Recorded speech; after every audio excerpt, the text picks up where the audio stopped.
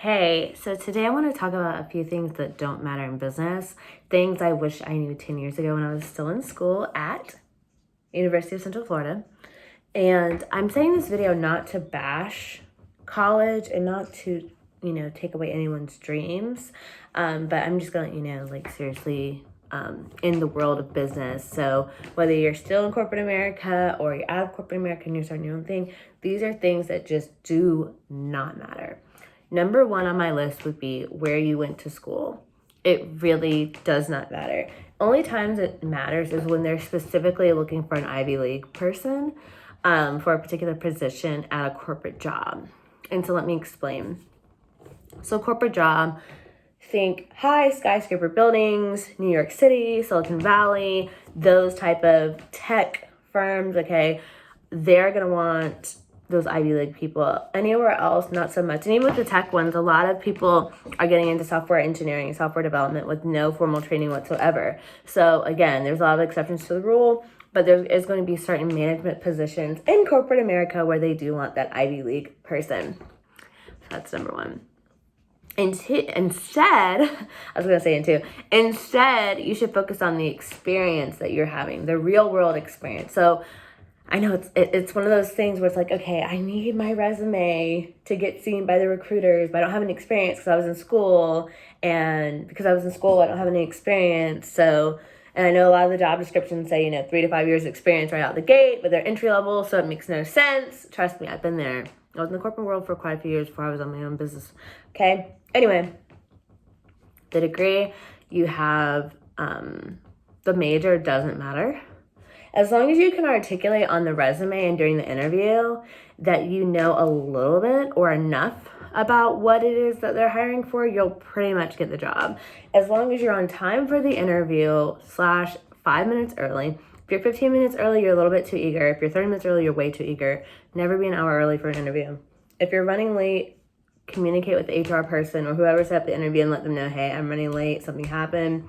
Or my rule of thumb is that you already know when you're running late 15 to 30 minutes in. If you're going to be late, just politely call them and cancel the interview.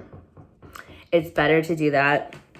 And don't even give an excuse. You're grown. No excuse is going to be good enough because they had their time set aside to interview with you. I would say if you can do it even sooner, an hour or two earlier, and you're thinking, how would you know if you're going to be late an hour or two earlier? Come here, let me tell you a secret. In the real world, when you're adulting, right, you knew an hour before that you were running late. So you could have told someone. Anyway, back to the positive, spin on things. So again, and I'm sorry to go off on a tangent about interviews, but yeah, it's better to miss an interview, say you need to reschedule, than to show up late. If you show up late, you're not going to get it. Or unless you're just some magical unicorn superstar and you can waltz in somewhere a minute or 5 minutes late. In the corporate world, time is everything. Even in the startup world, depending on who the CEO is, who the creative director is, who's the head honcho, again, time is everything. So time matters for sure. But your degree and where you went to school don't matter. Your GPA does not matter. In the corporate world, I had several job interviews. No one said, what's your GPA? No one cared. In my own business, do you know how many times someone asked me about my degree? Do you know how many times they asked me about my GPA? Goose egg. Nothing wrong with getting honors. Nothing wrong with those beautiful sashes that the people wear across the stage, but no one cares in the real world. In the business world, no one cares. Okay, that's that. That's number 3, your GPA. No one cares. What you would focus on instead of the GPA is just passing all your classes the first time. That way you can graduate on time. That way you can get out into the job market sooner and get that real world experience. Another thing that doesn't matter in the business world is the whole loyalty to a company. Yeah, it looks nice if you were at a company for 3 years or 5 years or 10 years, but they do not care. They don't care if you job hop. If you're one place for a year and another place for a year and then another place for 2 years, another place for a year. I think that's like a myth that's ingrained in us as children, and then middle school, high school, college, that we want to find a good company and work there until the end of the time. That's just not how the world works, especially the world we live in, where things are so up and down and uncertain in these economic times. So don't feel bad if you weren't at a place longer than 6 months or longer than a year for whatever reason. Just find a way on your resume, on your LinkedIn profile, on your portfolio website or whatever. Make sure that you highlight the things you took away, the things you actually did, and the results you actually produced there, and anything notable, like you getting Employee of the Month or being recognized, getting any awards, and anything you're involved in outside of work that is relevant. So in my city, we have Rotaract, which is the young professionals version of the Rotary. So Rotary would have a lot of the influential people in the community meet once or twice a month or each week even, and they have different chapters around the city, or they have one big chapter for the whole city. And for the different neighborhoods, they meet, whenever they feel fit. But anyways, so the young professionals version was for 20 to 30 somethings that, they're just getting started in their career. And so I was one of the founding members of the downtown chapter where I live. I haven't been active in a while since becoming a mom, but I do plan on, being active again. And actually, because of where I am in life, one of my goals is to actually be a member of the actual Rotary with the big boys and girls. Another association that you might want to look into in your local community would be the Chamber of Commerce. And the reason why you want to look into the Chamber of Commerce is because, again, that's the movers and shakers in your city that are doing things in commerce. Other business owners just like you. You can find a mentor, you can find a mentee, you can contribute. They know what's going on in the community, a lot of charitable events, so on and so forth. So again, you want to get plugged in with things like that. Another thing that you could get plugged in your local community would be alumni associations. So I went to an event over the weekend for FSU's Alumni Association, but the local chapter here. And I met some amazing people and got to network and saw one of my past clients. But anyways, those are the type of things that matter outside of college. Those networking opportunities, you're going to want to find some like-minded people wherever you do decide to settle down after college and get plugged in. That way they can connect you with jobs, you can connect them with jobs, and you can build a professional relationship of biz besties. That matters. Another thing is if you are any frats or sororities in school, again, you want to get plugged in with those alumni chapters wherever you live. That way you can meet like-minded people and you can help each other. That's how you can truly be successful out here in this real world, in this business world. You'd be shocked the connections that you can make, and that, where it can take you, and you'll see their journey, they'll see your journey. It's a really cool thing. Okay, next on my list of things that don't matter, I would now kind of contradict you what I said about, graduating on time, but it really doesn't matter when or how long you're in school, whether you're in school for 5 years or 10 years or 8 years.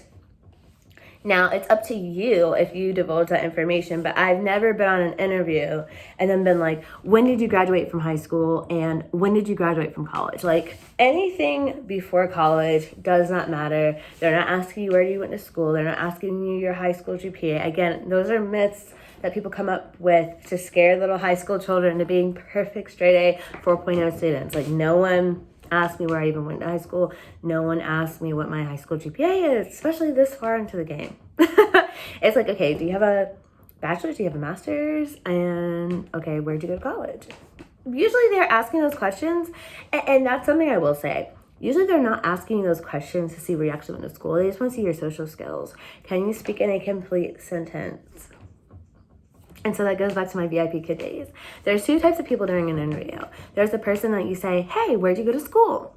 The first person is going to say, I went to Central Florida. See, that was a whole sentence. They can carry a conversation. They're social. Then there's the second person that says, UCF. Short. You didn't say a complete sentence. You're probably going to be just a tiny bit difficult. What do you study? I studied marketing. The other person says, marketing? Like, duh, shouldn't you know that? Didn't I put that on my resume? Doesn't it say that on my resume? Can you read? That's what they're thinking. Okay. So again, it doesn't matter exactly when you graduate or how long you've been out of school. It's, can you carry conversation? And I would say the social skills is super, super important, especially if you're going into an in-person corporate job. You're going to be actually sitting near these people, or even in the virtual remote world. If you're going to be communicating with people, you have got to show your people skills. That's the reason why you're on the interview. Shocker! You are not on the interview to shine about your accomplishments and tell these amazing stories. And I would say have at least one story or two good stories for when they ask you the open-ended questions and like say, you know, can you remember a time when, da da da da da. Make sure you have those one or two stories ready, but don't make it sound too rehearsed, because again, you want to seem genuine, you want to seem friendly, you want to seem like someone that they would go to happy hour with. So again, that's what you have to keep in mind. That's what's most important. That's what's most important. A few accomplishments here and there, but again, if you're gonna go in there being, you know, Miss or Mr. Perfect, and I've never made a mistake, like the one about what's your weakness? Oh, well, perfectionism is my weakness. Do not be that person. You are not going to get a call back. Understand, if you ever go to an interview and say perfectionism is your weakness or attention to detail is your weakness, they will not be calling you. Speaking from experience. Another thing I would say that does not matter in the corporate world would be the whole, should you wear a suit on your interview or not? And I know it's like, dang, we're way past this, right? You'd think. I would say it depends on your profession. If you're in a super professional field like a lawyer, then of course you should probably wear a suit. If you're an accountant, you should probably wear a suit. But if you're going for a secretary position or a receptionist or a realtor, probably something that you look your best. If you're going for a management position at Nordstrom or a management position at Sephora, which pays a lot, by the way, and like I said, if you're going for a position like that, you probably won't wear a suit, but you're going to wear one of your best outfits, the one you feel comfortable in, the one you know you look good in. Make sure it's clean, make sure it's ironed. If it needs to be dry clean, make sure it's dry clean. Make sure your hair is looking nice, flatters your face. Make sure your makeup is nice but professional, not over the top nightclub makeup. Okay, you want to look your best. Whatever your best is, and your best is going to be different for each person. But this is not, an interview is not in the real world, in the business world, an interview is not the time to try a new complete hairstyle, okay? An interview is not a time to try out some new haircut you've never had before, because you're gonna feel uncomfortable because it's so new, and you're gonna look uncomfortable, and then they're gonna know you're uncomfortable. And then again, that takes away from what really matters, which is the social skills. Are you friendly? Do we want to be around you? Okay. Another thing, and then, so piggybacking off of, you know, that whole interview piece, another thing I would say is when you're in consultations, you do not have to be dressed to the nines. I know if you look at my videos, I'm always dressed to the nines. This is the most casual I've ever been ever, but just understand, you know, when someone's approaching your business for help, they just want help. And I'm pretty sure if you look around YouTube, is everyone dressed up all the time? Of course not, right? So don't get bad on yourself during consultation. You're like, oh my God, I'm so underdressed. As long as, again, with the looking your best, as long as you look your best, especially in the times where everyone's at home, you can be casual as long as you look your best. For example, I'm wearing a alumni or a, you know, cute t-shirt with my university name. But as you can tell, I put makeup on. I did put my hair together. I have on some nice, tasteful jewelry, okay? I look a version of my best, okay? A version of my best. This is not runway. This is not nightclub. This is not, you know, photo shoot done to the max, but I look good. I think I look good. And that's really what matters. That's really what matters. Do you look presentable to you? Whatever's going to help you feel confident, look confident for video chats or for your interviews, that's what you need to do. But when it comes to the clothing, like I remember years ago, I was the go-to person in my friend group of, Erica, can I wear this nail color to this interview? Erica, can I wear this hairstyle? Erica, can I wear this to the interview? I was that go-to friend for my friends, and especially even when they were in college. It was, oh, well, Erica, what do I do for, to get this degree? What type of class do I need to take? When do I meet with my counselor? Like, I was that go-to friend. Anyways, so in the real world, it does not matter what your hair color is. I've seen accountants with blue hair. Again, it goes back to their best. Their best. Do they look comfortable? Is it tasteful? Is the cut tasteful?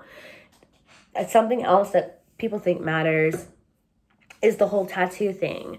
If it's done to where you feel good, then hey, it shouldn't matter. You can be an accountant tatted up. I know a girl, literally in real life, she's my homegirl. She's tatted up. I know a dental hygienist. She's tatted up. So don't think, or actually she's like a manager at the dental place. So don't think that having how should I say this? A bold appearance is going to keep you back from getting an ultra professional job. As long as you know how to present yourself and how to be confident in yourself and how to articulate it is that and what you're going to bring to their company, they do not care. So thanks for watching this. I just rambled on longer than I thought. I thought it was going to be like a 5-minute video, but it was not.